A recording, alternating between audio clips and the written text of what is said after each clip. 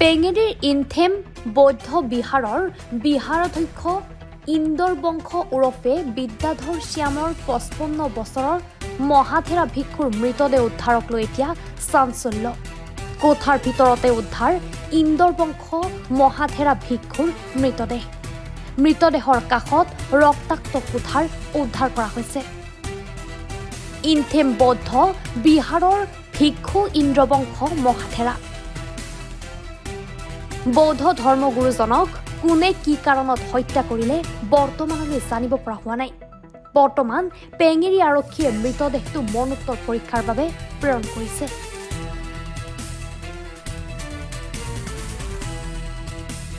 সঁচাকৈ ক'ম, মোৰ নাম শ্ৰী ৰাজ সিং মান। মই এনেকুৱা হ'ল, মই ফুৰিবলৈ গৈছিলোঁ। তাৰপৰা আহি ঘৰত ভাত খাই উঠিছোঁ।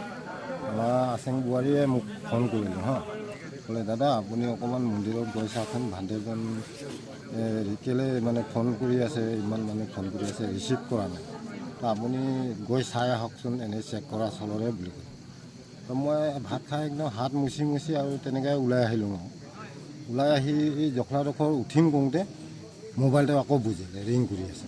তাৰপৰা মোক আহি ভান্তে ভিতৰত আছেচোন। তাৰপৰা উঠি গ'লোঁ আৰু উঠি গৈ খিৰিকী দি চালোঁ, শুই থকা দেখোন।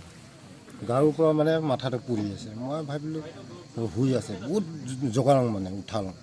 তাৰপৰা মাত চাত নাই। তাৰপৰা আকৌ মন নমৰিলে, এনেকৈ টৰ্চটো মাৰি চালোঁ, তাতে তেজ দেখি পালোঁ, একদম চক খাই গ'লোঁ। পিছতে এইটো দৰজাটো মিলিলোঁ, ক্ৰেককৈ খুলি গ'ল।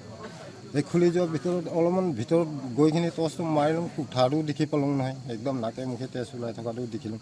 একদম মই গাও কুপি গ'ল নহয়। তাৰপিছত সেইফালে এই আমাৰ নপুমীয়া ককাইক মাতিলোঁ, ককাই আহকচোন, এইফালে এই ঘটনা এটা হ'ল নহয়। তাৰপৰা নাই আহা।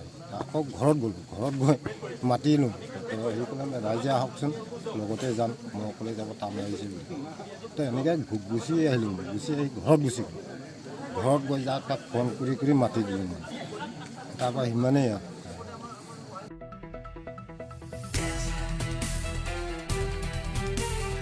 পেঙেৰিৰ পৰা প্ৰমোদ ভূঞাৰ ৰিপৰ্ট, এনি ভাৰত 24।